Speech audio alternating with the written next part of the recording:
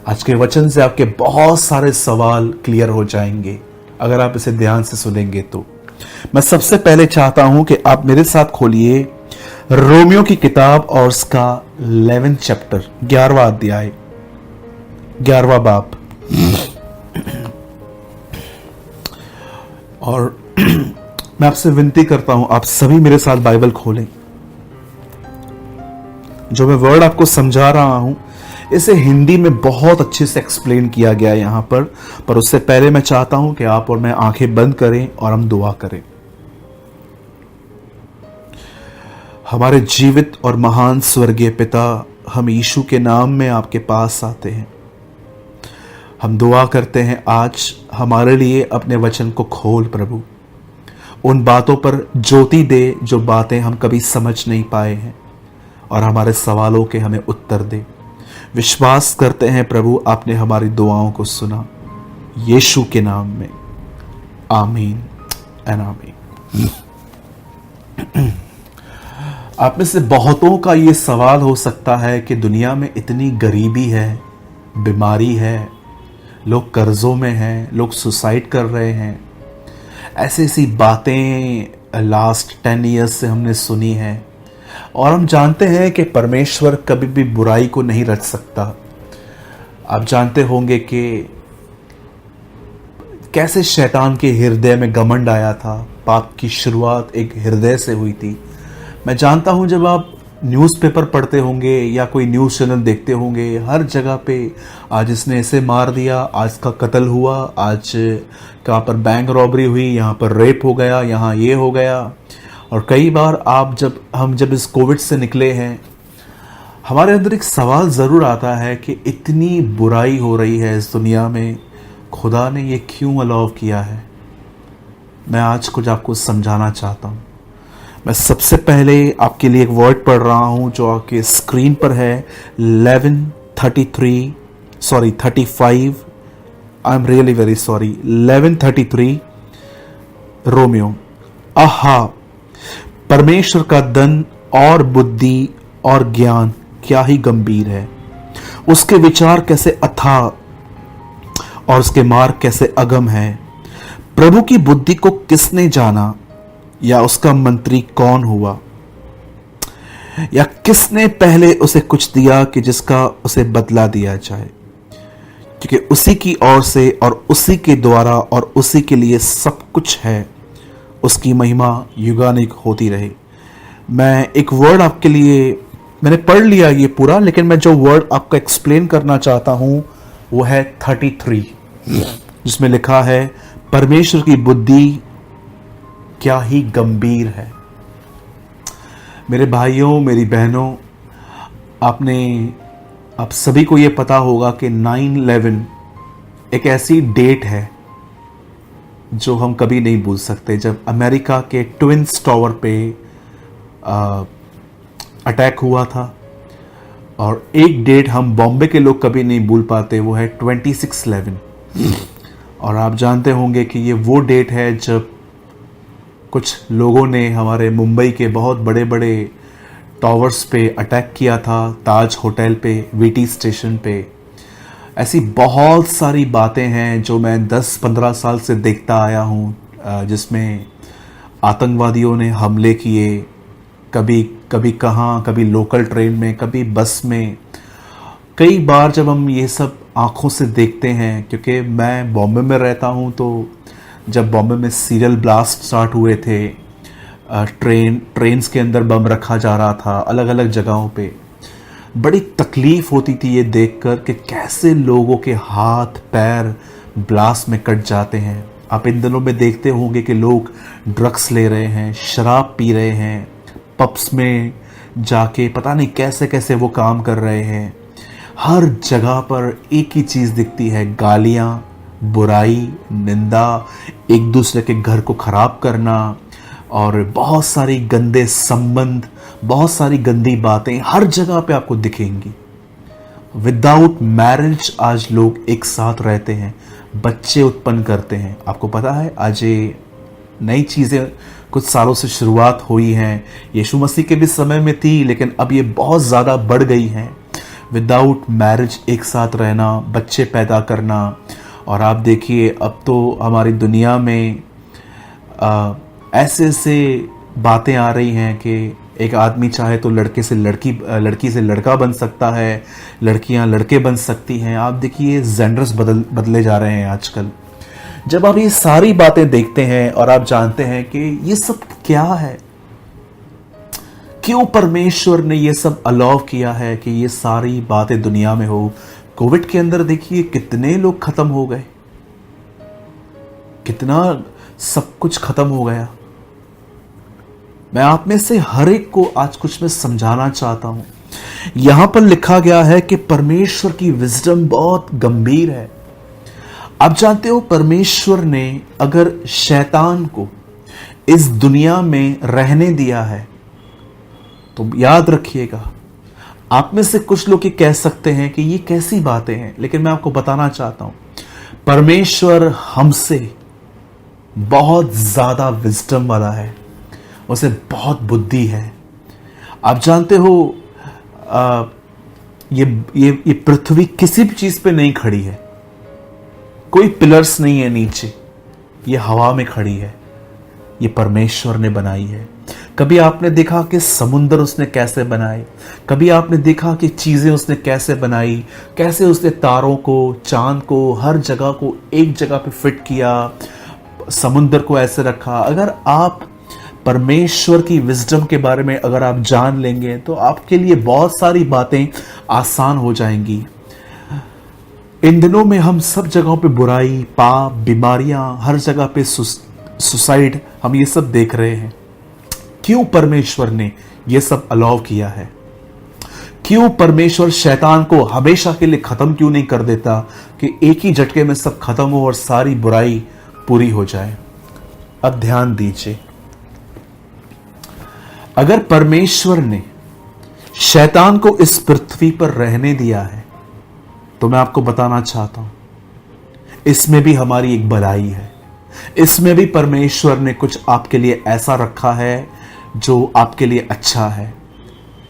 Bible ऐसा बताती है कि आज से बहुत साल पहले इज़राइल के लोगों ने प्रभु से कहा कि हम एक राजा चाहिए। एक्चुअली प्रभु को यह बात अच्छी नहीं लगी क्योंकि प्रभु चाहता था कि ये मुझसे बात करें, लेकिन इन्होंने राजा मांगा। तब उन दिनों में इज़राइल में एक प्रॉफिट, एक भविष्यवक्ता रहता था। प्रभु ने उससे कहा ये लोग राजा मांग रहे हैं, तू इन्हें राजा दे। और बाइबल बताती है शाऊल इज़राइल का पहला राजा हुआ। 40 साल तक उसने राज्य किया। वो बिन्यामीन के गोत्र का था और जब उसने राज्य स्टार्ट किया, आप जानते होंगे कि उसने अपने दिनों में परमेश्वर की उपस्थिति खोने के बाद बहुत सारी गलतियां की। मैं आप में से हर एक को कहना चाहता हूं, वो लोग जो अपने लाइफ में खुदावन की हुजूरी खो बैठते हैं, आप उन्हें ऐसी ऐसी मूर्खताएं करते हुए देखोगे कि आप हैरान हो जाओगे और उनकी मूर्खताएं सामने आ भी जाती है। आप जानते हो एक व्यक्ति जब खुदा की हुजूरी से बाहर जाता है, आप उसे ऐसी ऐसी बातें करते हुए देखोगे, आप हैरान हो जाओगे। एक्चुअली ये एक एक्सपोज है कि इनके पास खुदावन की हुजूरी नहीं है। आप जानते हो जब उसने प्रभु की उपस्थिति खो दी, आप देखिए आहिस्ते आहिस्ते वो आदमी पूरा बैक हो गया। और प्रभु ने एक दिन अपने नबी से कहा कि मैं शाऊल को राजा बना के पछताया हूं और तू अपनी कुप्पी ले और मैं किसी और का अभिषेक करना चाहता हूं। और बाइबल बताती है सैमुअल अपने आप में एक कुप्पी लेकर यिशे नामक एक व्यक्ति के पास गया जिसके बहुत सारे बेटे थे। वो सबसे मिला और वहां पर सारे थे, लेकिन परमेश्वर ने उनमें से किसी को भी अभिषेक करने के लिए नहीं कहा। हमेशा याद रखिए, लोग आपका स्टेटस देखेंगे कि आपने क्या पहना है, आपके पास क्या है, आपके पॉकेट में कितने पैसे हैं, आप कौन से सेल फोन को यूज करते हैं, आप किस कार में आते हैं। लोग हमेशा आपके स्टेटस को देखेंगे, लेकिन खुदावन हमेशा आपके हृदय को देखेगा। लोग आपकी रेपुटेशन को देखेंगे, लेकिन खुदावन आपके हृदय को देखेगा। तब बाइबल बताती है प्रभु ने उससे कहा, ये देख एक आदमी, उसका नाम दाऊद है, और तू उसका मसा कर, तू उसका अभिषेक कर। और बाइबल बताती है दाऊद का अभिषेक किया गया। और आप बाइबल मुकद्दस में आप परमेश्वर के वचन में पढ़ सकते हैं, जब दाऊद का अभिषेक हुआ तो उसके बाद उसने गोलियत को हराया, और वहां से वो फेमस होना स्टार्ट हुआ कि कैसे एक जवान लड़के ने इतने बड़ी राक्षस को, उन दोनों में दानव था वो, उसे मार दिया। और उसके बाद आप देखिए उसकी कीर्ति बढ़ती गई, वो फेमस होता गया। और बाइबल बताती है कि शाऊल को यह बात बिल्कुल पसंद नहीं आई, क्योंकि राजा उन दोनों में वो था, भले वो बैकस्लाइड था लेकिन वही था। उसके बाद आप पढ़ते रहेंगे कि दाऊद के पीछे शाऊल लग गया। भले ही वो दोनों इज़राइल में रहते थे, एक ही खुदा को मानते थे, इवन वो रिश्तेदार थे, लेकिन फिर भी बाइबल बताती है शाऊल दाऊद के पीछे, और दाऊद जगह से एक जगह पे दौड़ता था। कई बार वो योनातन को कहता था कि तू अपने बाप को समझा, वो मुझे क्यों मार रहा है। शाऊल का बेटा था योनातन। आप जानते हैं एक दिन क्या हुआ, जब शाऊल दाऊद के पीछे था, तब दाऊद यहां से वहां अपने जिंदगी को बचाने के लिए, क्योंकि शाऊल ने जब देखा कि दाऊद फेमस हो गया है, उसको सब प्रेस करते हैं, तो वो जलन में आके उसे मारने की कोशिश करता था। और दाऊद यहां से वहां घूमता फिरता छुपता था। और जानते हैं एक दिन जब दाऊद एक प्लेस पे बैठा हुआ था, वो छुपा हुआ था, उसने वहां पर एक भजन लिखा, प्रभु मेरे छुपने का स्थान है। कई बार वो पहाड़ों में, गढ़ों में जाके छुपा, उसने वहां लिखा यहोवा मेरा गढ़ है। कई बार जब लोग उसे मारने आते थे और प्रभु उसे बचाता था, तब वो कई बार लिखता था वो मेरा रक्षक है। आप में से कितने लोग बस इस बात को देख रहे हैं? शाऊल यहां पर वो व्यक्ति है जिसको शैतान इस्तेमाल कर रहा है दाऊद को मारने के लिए। और आप कितने लोग ये देख रहे हैं, शाऊल को देखकर दाऊद खुदा के और करीब गया। मैं फिर से आपको समझाना चाहता हूं, इस स्टोरी में यहां पर 3 लोग दिख रहे हैं हमें, परमेश्वर, दाऊद, शाऊल। अब ये देखिए, शाऊल शैतान के द्वारा उपयोग में लाया गया, शैतान उसे इस्तेमाल कर रहा है दाऊद को मारने के लिए। लेकिन दाऊद ये देखकर कि शाऊल मुझे पीछे मारने से आ रहा है, दाऊद खुदा के करीब जा रहा था। अब आप मुझे बताइए, आप में से कितने लोगों ने यह बात नोटिस की? दाऊद ने मोस्ट ऑफ अपने जबूर, भजन संहिता तब लिखे जब शाऊल उसे मारने के लिए आ रहा था। आप जानते हो दाऊद परमेश्वर के करीब उन दिनों में क्यों चला गया? क्योंकि शैतान उसे परेशान कर रहा था शाऊल के द्वारा। मेरे भाइयों, मेरी बहनों, याद रखिए, क्यों प्रभु ने कहा धनवानों का स्वर्ग के राज्य में आना कठिन है।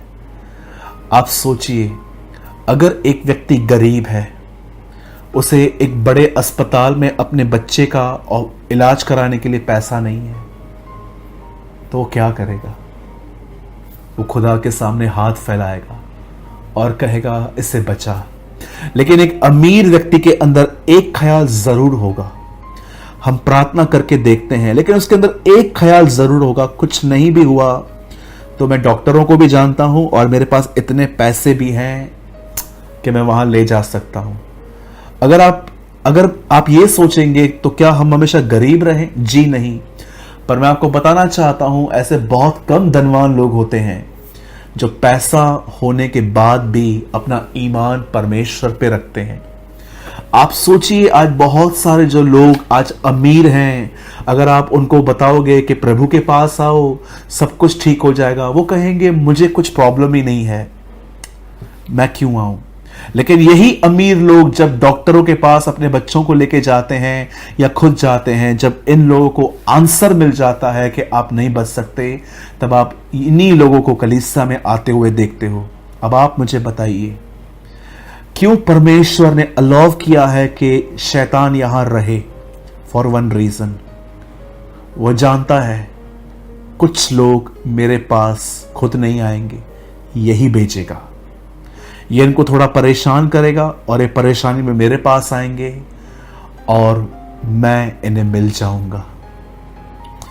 मेरे भाइयों, मेरी बहनों, एक इंसान होकर हम इतनी अच्छी विजडम रखते हैं, अगर हमारे घर के अंदर कुछ काम चल रहा है और एक लाइट का बोर्ड है, उसमें से कुछ तारें, कुछ वायर नीचे लटक रही है, बार बार हम देखते हैं कि हमारा बच्चा वहां तो नहीं जा रहा, कहीं वायर को टच तो नहीं कर ली। आपको इतनी विजडम है, आप सब मैनेज कर लेते हो, तो जरा सोचिए उसके पास कैसी विजडम होगी। एक हाथ में आप अपना फोन लेकर ऐसे कान पे यहां रख देते हो,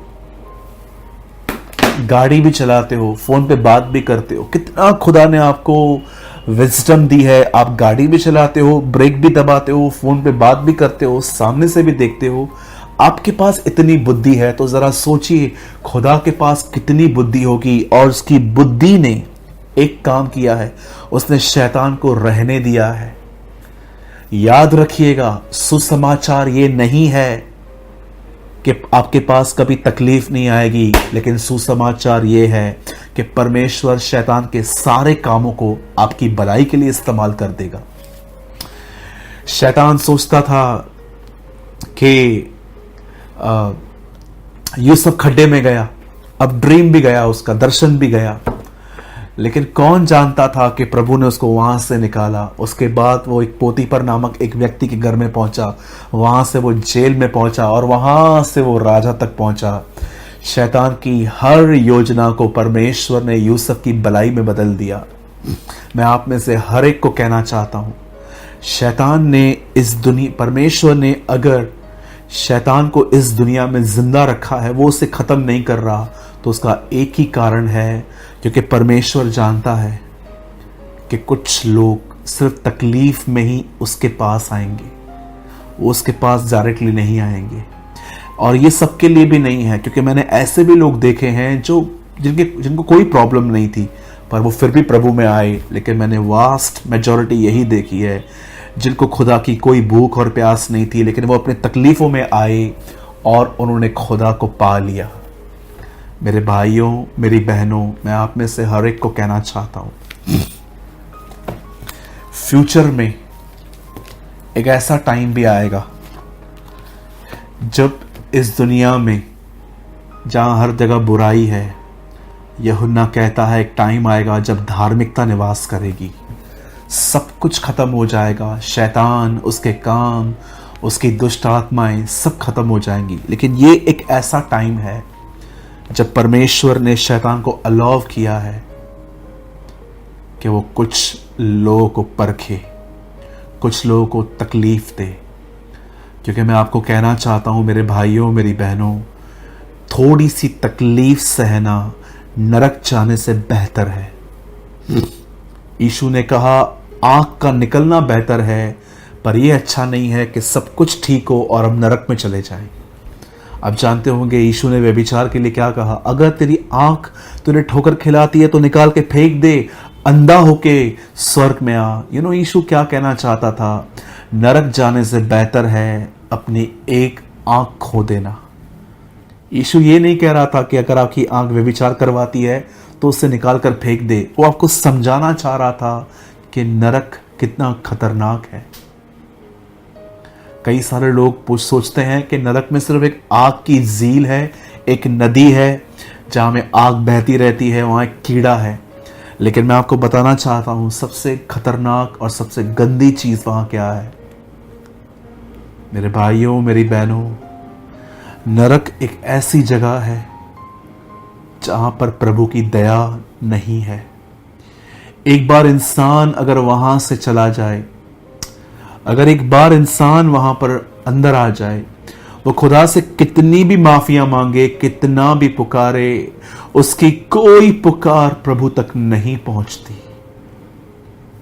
मैं रिसेंटली लूका पढ़ रहा था, धनवान वहां पर पहुंचा और वहां से इब्राहिम को कहता है लाजर को मेरे घर भेज, मेरे भाई हैं।